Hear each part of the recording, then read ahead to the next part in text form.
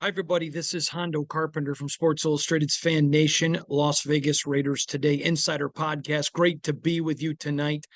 I don't know where you're at in the country. Here in LA, it is 10:09 p.m. So I know a lot of you are already in bed if you're outside of the Pacific time zone, but I don't care. We got a ton to talk about. I literally just came from the locker room. The Raiders 34-17 performance. I'm going to use the term dominating performance, and some of you may lift your eyelids a little bit, but by the time this podcast is over, I think you'll understand. There were some times tonight when guys were on the field not making very many plays. In fact, most of the poor plays, not all, but most came from guys who were not going to make this team anyways. I got so much to cover. I mean, I've just got tons of notes. And in fairness, I want to start right at the beginning. I was stunned when they played Brian Hoyer as much as they did.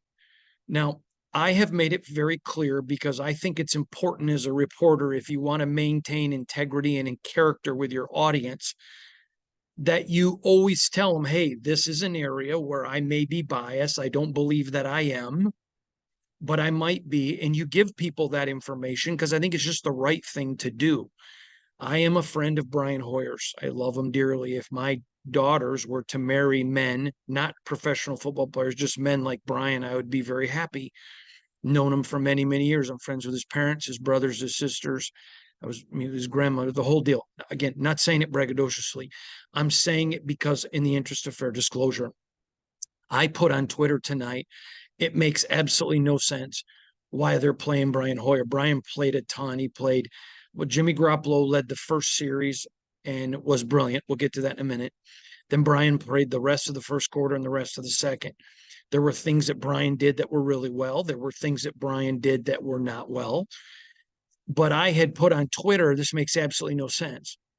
Now, I'm willing to do that because I'm not questioning Josh McDaniels' integrity. I'm saying it doesn't make sense, and I'm going to ask him about it. That's my job. And I had a great visit with Josh at the podium.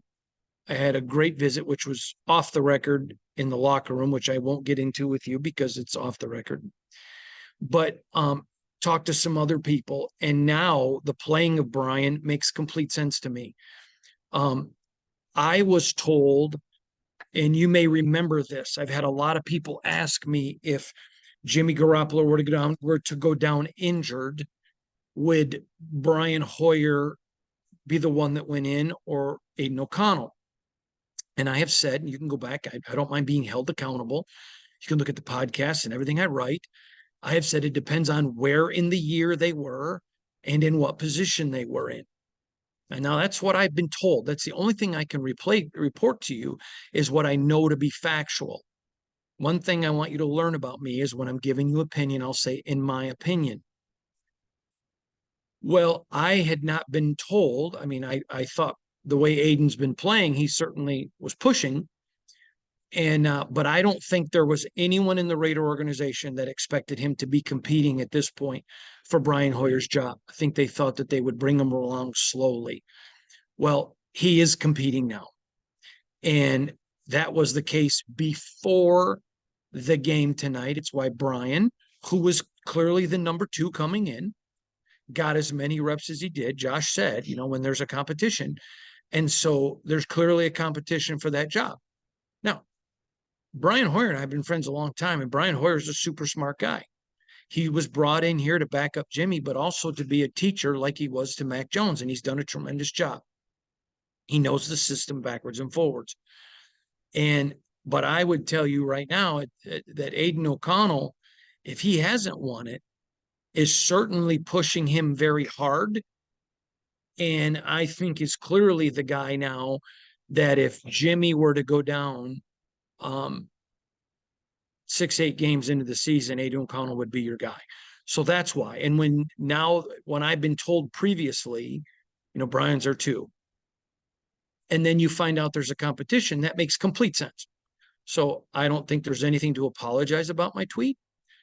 I gave you the best information that I had, and to Josh's credit. Now, Josh takes a lot of grief which is fine. People can do whatever they want, but I have always appreciated him. Josh McDaniels has never once looked at me and lied. I don't think he ever has with the fans. Every time I say that, people bring up him saying he wanted Waller to be part of the team a long time. He did. And some things happened. And so they needed to make a change. And you know what? How many times in your life has things happened and there had to be a change? It wasn't like you lied. So I wanted to get that out first and foremost because I thought it was really, really important. But let's get right to it. I want to get to the information. Josh rolled the dice tonight, and he plays Jimmy Garoppolo. Now I have here my notes and the final book. And for those of you that aren't in the media, you wouldn't know this. Final book is literally all the information from the game. And let me just say big thanks to the Raiders and Rams PR staff, just terrific professionals. They've been great all week to deal with here in LA. So Jimmy comes in, and let's talk about what Jimmy did, if you don't mind.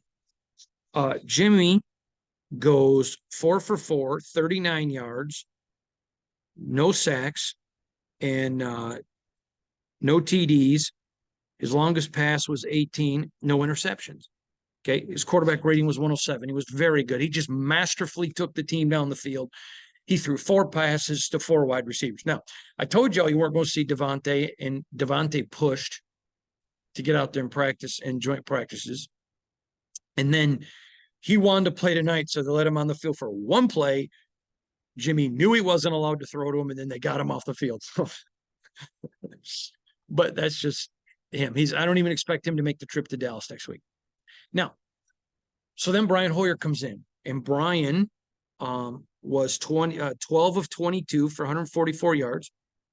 He had 1 sack, no TDs, 1 interception with a 56% quarterback rating. Not a good day for Brian at all. Now, part of that was Brian's fault.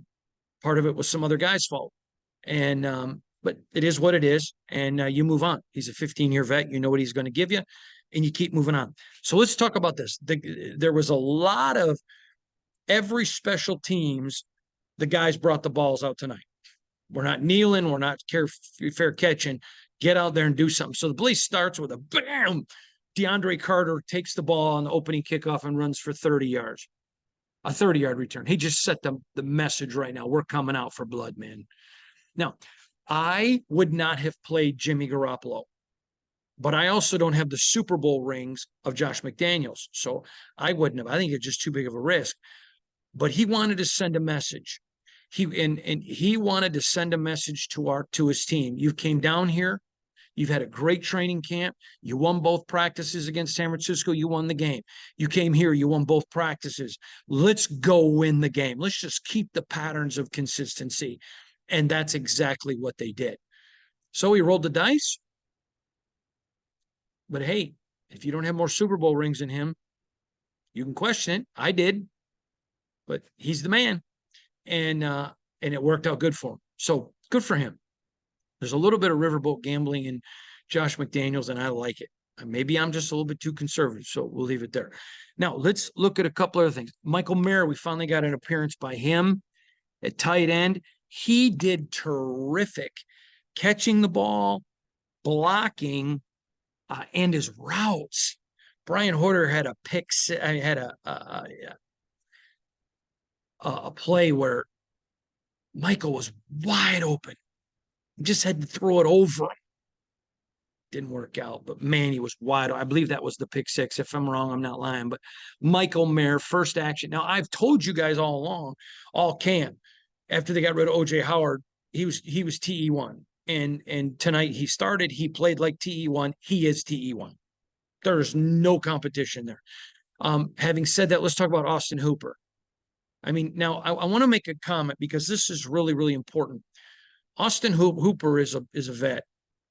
He makes a drop that he can't make and then gets a really bad offensive pass interference call in the red zone. He's been around too long. He's too much of a veteran. He cannot make those kind of mistakes. A drop, okay, I can live with one.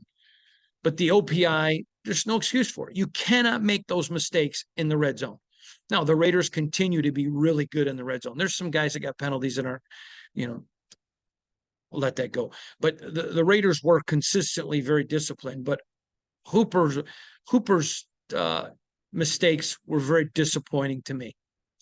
Now, they're going to keep 3 tight ends. We didn't see a whole ton from Cole Fotheringham. Now, in interest of fair disclosure, I left with 8 minutes to go in the fourth quarter because I had to get down to the locker room. So if something happened after I left, I didn't see it, I apologize, and I'll get it in my recap. That's why I do a recap pod as well, because then I go watch the tape, watch the film, whatever you want to call it. But I thought Michael Mayer was sensational. How about Amari Burney? I don't know if you could what you could see at home, but man, he was was he perfect? No, he's a rookie.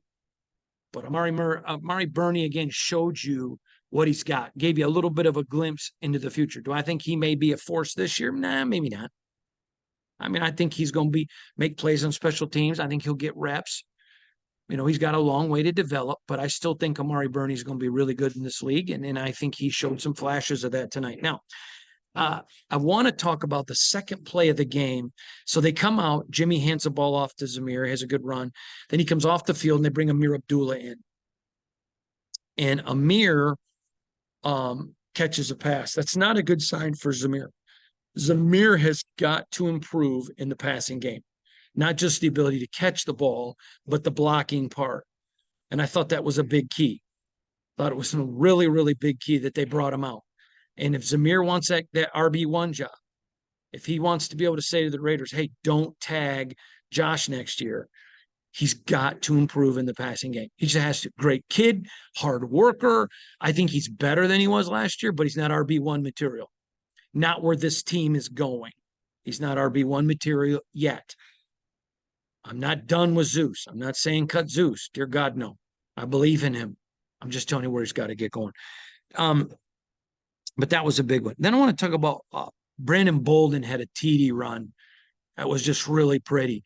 Now, I know the Raiders would love a young running back to come in and beat out an Amir or beat out a Brandon Bolden, but they're not.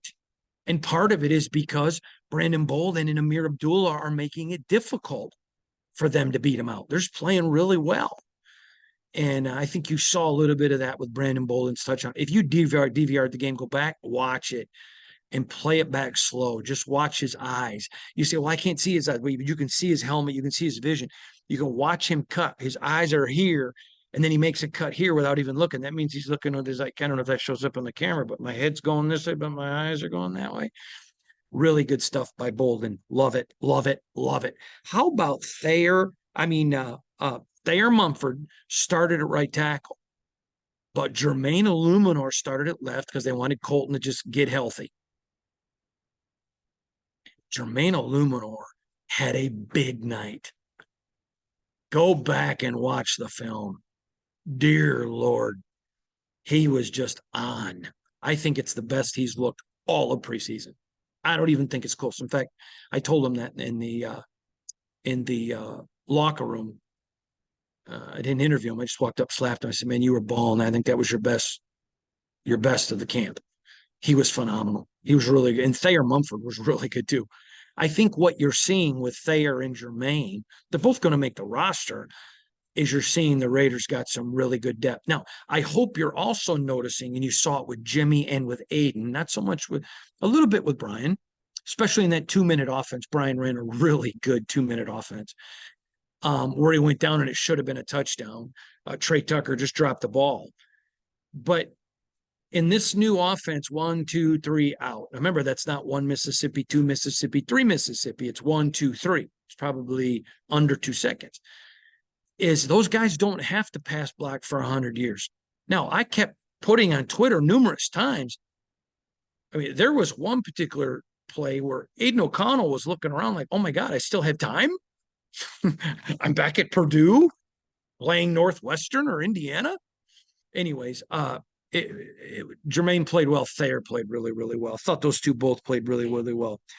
I do want to talk about later in the game, Zamir had a 9-yard reception and he got out on space quick. And the reason I'm voicing this to you is because I know a lot of you DVR the game. I want you to be able to go back and see that pass. You say, well, it was only 9 yards. Yeah, it was, but it was something you would not have seen out of Zamir last year. Kind of veers out in the flat. The ball's there. He gets it. He He looks the ball into his hand and then accelerates. Now, let me give you an example of doing that the wrong way. I'm going to have the video up either tomorrow, depending on when you see this, or Monday. But I interviewed Amik Robertson in the locker room, and y'all know I love him. I love Amik. His hands are on the ball. Well, he dropped a big pick six, and he admitted to me, this is why I love Amik. There's no excuses. He goes, yeah, I was probably thinking about the end zone. I can deal with that. We've all made mistakes in our lives. I made a lot of big ones. You know what? Just be a man, apologize, own it. And in football, you don't really need to apologize. That's not what I mean. But Amik's like, yeah, I was just looking at the end zone. You saw that a little bit with Zamir last year. And that catch shows you that you just go back again, go back and watch. It was a thing of beauty. And he looked at, you may say, well, it was only a 9 yard.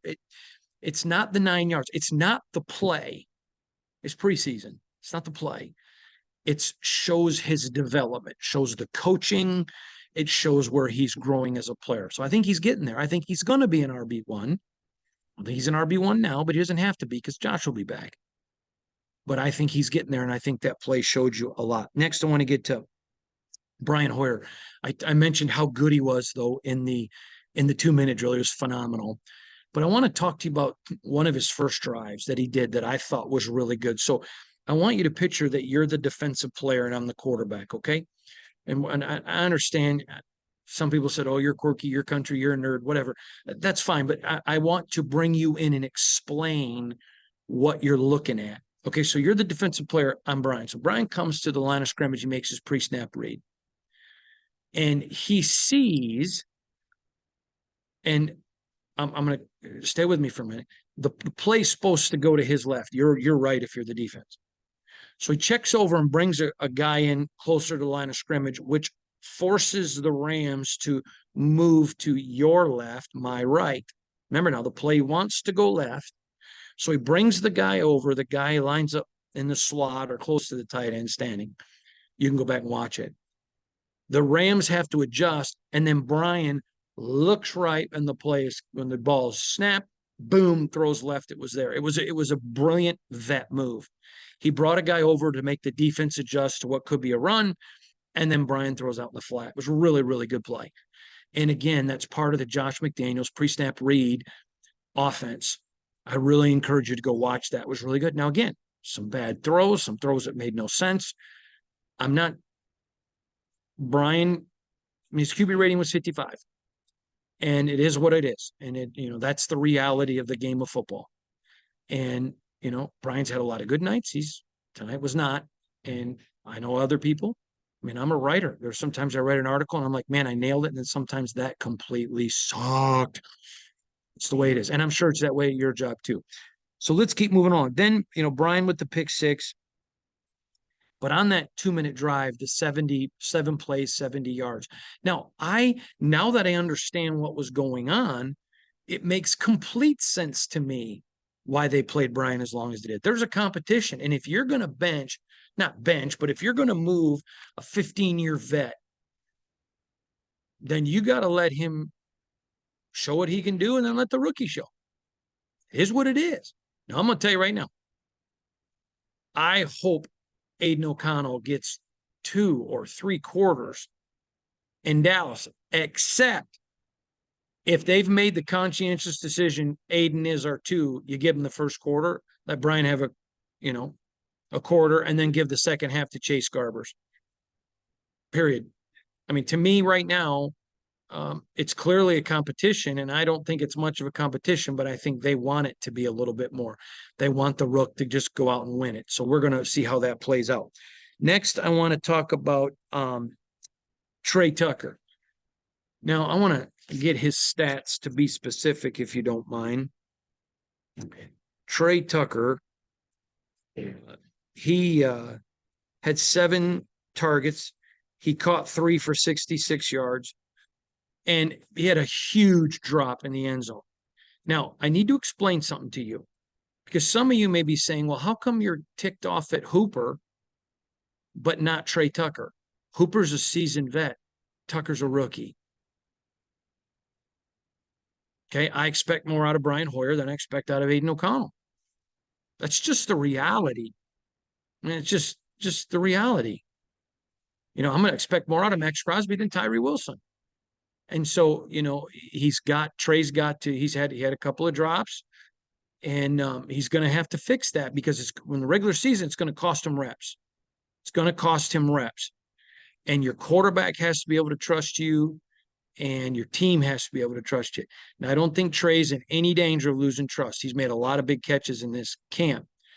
But when the lights are on and it's a game, that's the biggest time. So I hope he gets a ton of time in Dallas. I mean, he's going to make the team. He's going to play a lot. I hope he plays a long time in Dallas. I'd like to see him get a whole half in Dallas. All right, moving on here. I want to talk about, I already talked about Austin Hooper. Again, Amik with the pick six. Then there was another play with Amik where the Rams made a really good play. And if he would have turned his head and looked back, he could have just batted the ball down. These are little things. Again, I love Amik.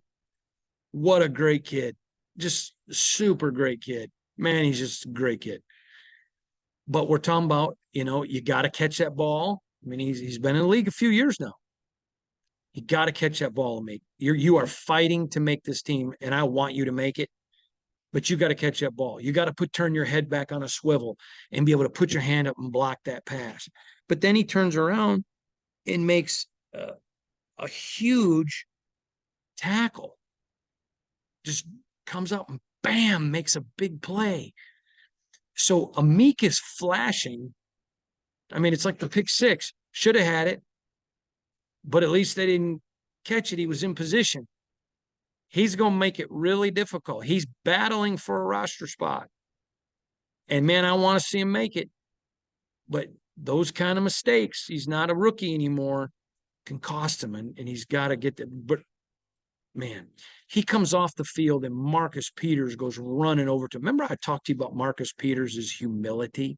So impressive. That guy, the more I'm around him, I'm just impressed with him. And he runs over there like a big brother, not to rip him, not to get in his face, just to get over and encourage him. And I have not seen that side of Marcus Peters. I know I say it all the time, but it's important for you to hear it. My job's to relay to you. You guys aren't going to the locker room, and you guys don't get to see what we get to see. So I'm trying to give you as much insider information as I can. Again, Jordan Willis just played great. Now, here is where I need fans to understand something. And I've talked about it in previous articles and podcasts, but this is really important for you. Remember, it's just not a box score. Now, one of my followers on Twitter was really funny and said, I invested my entire life savings in this game and a bet in Vegas. It is about the box score. Okay. Other than gamblers. But it is important, because, Jordan Willis and some of these guys were on the field and they were making plays with guys that aren't going to make this team who weren't making plays. So you can look at some of that and say, oh, geez, they didn't look good there. But it's understanding who are they going against. Now, the Raiders played not all their ones by any long shot. They played, but they played some of their ones in the first drive. The Rams played some of their ones, so that was a fair trade. And then, there were times when the Aiden O'Connell was in there moving the ball, and they had 2s and 3s in there, no 4s. So again, that to me added to Aiden's performance, just because he went against some really good competition. Again, there were some penalties.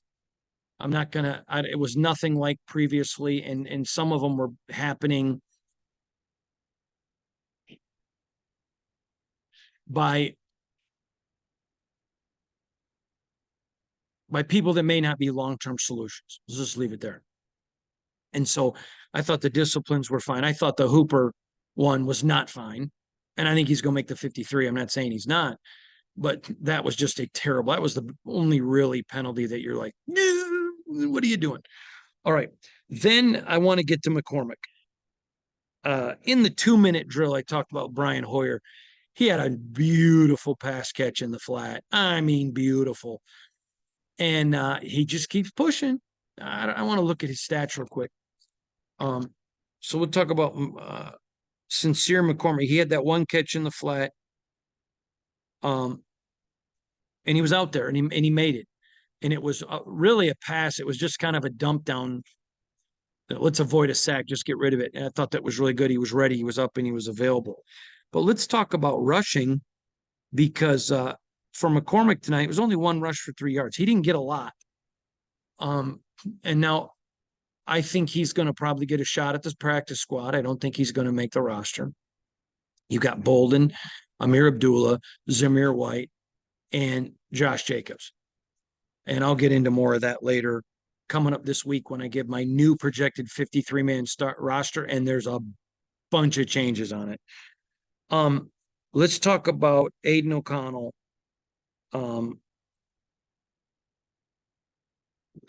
He had his second pass went for 21 yards. And the thing that really got me is he got obliterated. I mean, he got walloped. That kid is just, now I'm in the interest of fair disclosure, I'm a Midwestern guy. I'm a Big Ten guy. He's Big Ten tough. And that kid just boom, jumped up. Let's go. And part of that's his age.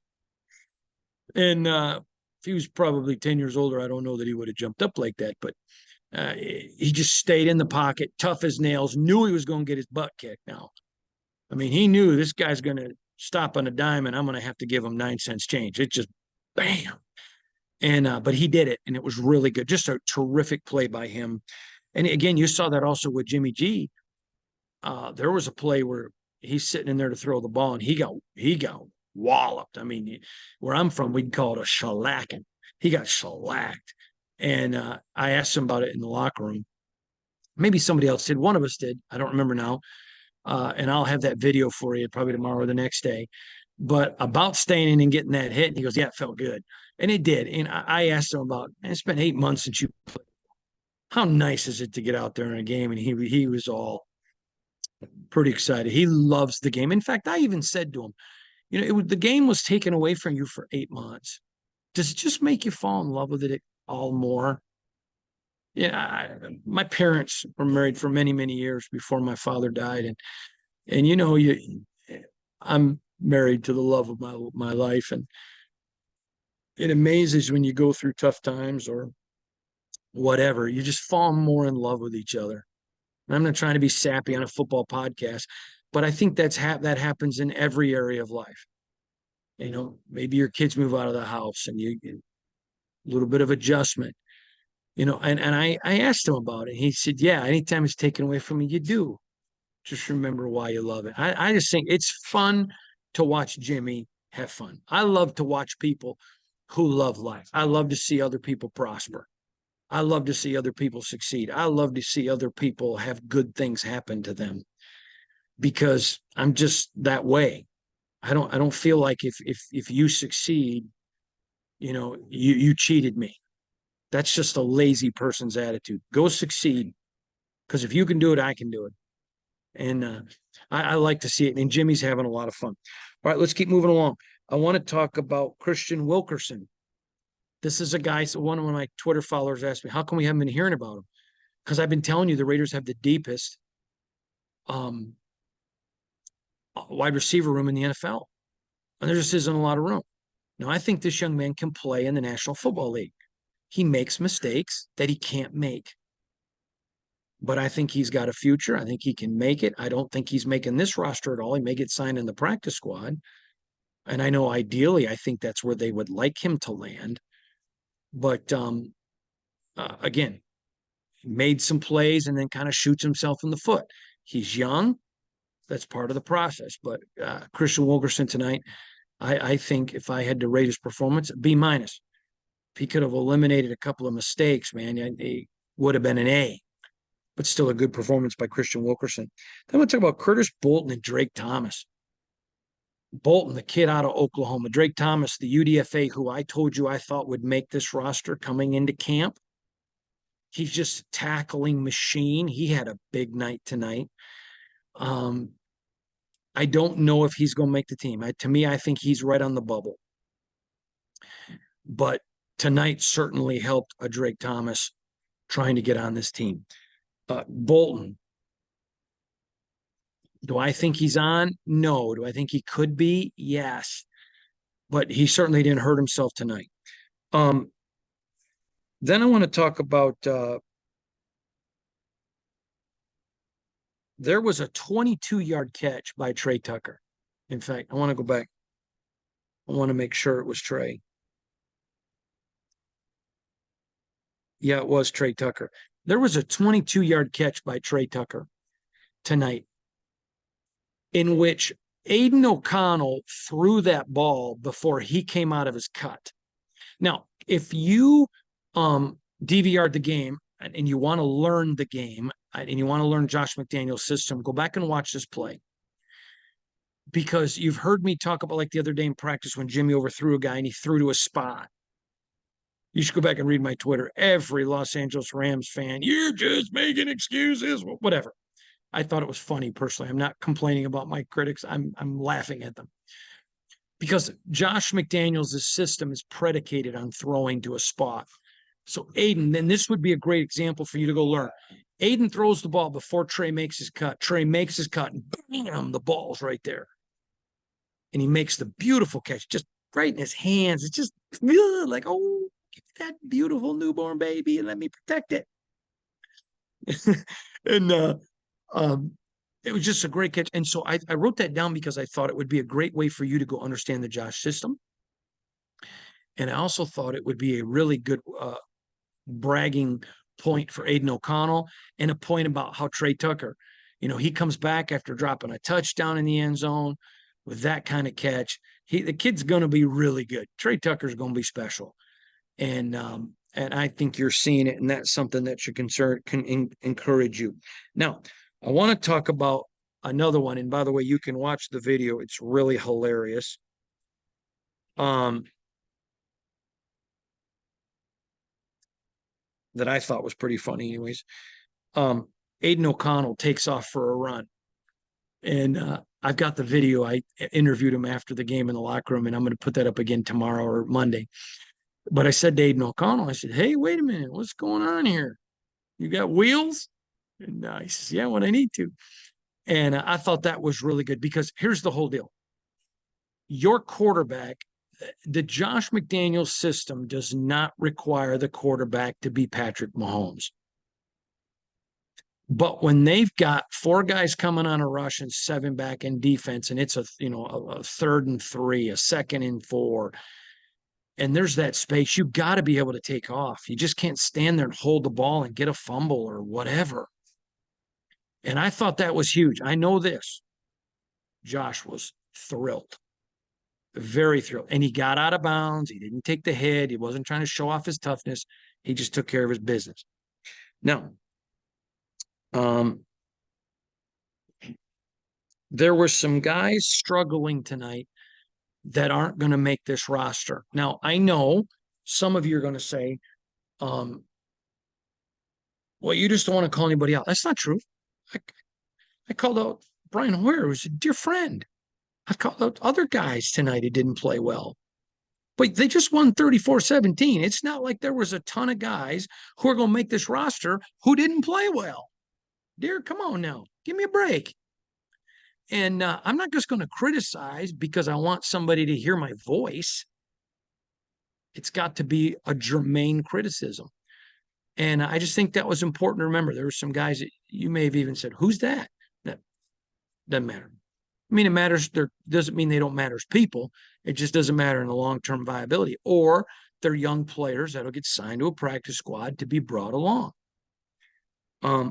Last thing I want to talk about 2 guys, McClendon, Curtis.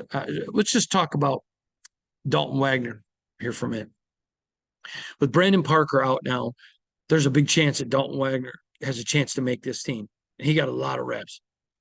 Now, he made a bungle, just a terrible play in the goal line for a penalty. Now, you may say, wait a minute, you ripped Austin Hooper for a penalty. Why aren't you going after Dalton Wagner? Because Dalton was a rookie on the goal line. after in the locker room, I mean, he just brought it up. Okay. Those are learning experiences. That's not a dumb penalty. It's a rookie learning. There's a difference. And I thought, again, I thought the offensive line, there are a couple guys I thought that didn't play well who aren't going to make the team. So I'm not even going to get into it. But I thought the offensive line tonight and the defensive line both. Now, let's talk about something because I think something showed up tonight. I've said to you all along, if Jimmy Garoppolo stays healthy, I think this team wins 9 games. I don't think 9 gets them into a playoff. I think they'd have to get to 10. Could they steal a 10th one? Sure, they could. But there's a lot of wish you, should you, could you, would you. I think they win 9 if Jimmy stays healthy for 17. Nothing has changed my opinion. And you may ask why. Because I still have some concerns about I think they're much better in the defensive backfield.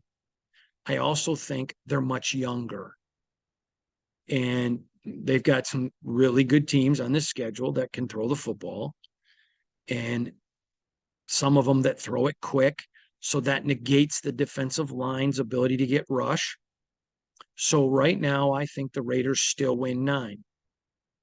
Now, maybe I'm wrong. Maybe they go in and win 10 or 11. Or, like I've said, if they lose Jimmy, do they only win 6? But I was asked this week, and it wasn't somebody being a jerk. They just said, Hondo, you're so optimistic on the team. You got to change your prediction. No, I don't, because there's been a lot to be optimistic about. But I also know the Rams and the Niners are nowhere near the best teams they're going to face this year. So again, I still think they win 9 games, could possibly steal a 10th. And if they do, they would get in the playoffs. But I'm predicting 9 if Jimmy stays healthy for all 17, because I still think this team has to get better in the defensive backfield. Now, another thing you want to remember is that the Rams tonight didn't face Tyree. The Rams didn't face Max. They didn't face Chandler Jones. They didn't face Colton Miller. Devontae for one play, and he wasn't even allowed to catch a football. Josh Jacobs isn't here. So the Raiders could very well possibly be even better. But I leave you with this thought. Coming into this week, I told you I needed to see the Raiders win 2 of 3. Either both joint practices or one joint practice in a game. They won all 3. The first day, just like last week, they won, but it wasn't dominant. That was the first day of joint practice. You can go back and watch that video or read my article. The second day, they were much better. And tonight, again, significantly better than the Rams. Now, I don't want to hear, but the Rams didn't play all their ones. Neither did the Raiders. But all we can analyze is where they are now. And to people on Twitter that say, it's only preseason. Okay, then why are you reading and watching? It's only preseason. Show up September 10th. The point is when you're trying to build a team on consistency, it's not just consistency on September 10th. If you think consistency starts September 10th, then I'm sorry, you are an armchair quarterback who is about as ignorant on football as I would be if you walked into Jenny Craig and I'm the instructor. Consistency starts in the weight room, in the locker room, in your off-season workouts, in mini camps, in OTAs, and then in training camp. And I've been at every practice and every game. And if you haven't, then what I would say to you is this team has gotten better every day. Now, on September 10th, they're going to be in Denver. I'll be sitting there in the Mile High City, right here with you doing a podcast after the game. We're going to find out if that consistency carries over to the regular season. But for now, that's all they can do. And they're doing it. So from right here at SoFi Stadium, I'm Hondo Carpenter from Sports Illustrated's Fan Nation, Las Vegas Raiders Insider, part of the Fans First Sports Network. I want to thank you personally for joining me tonight.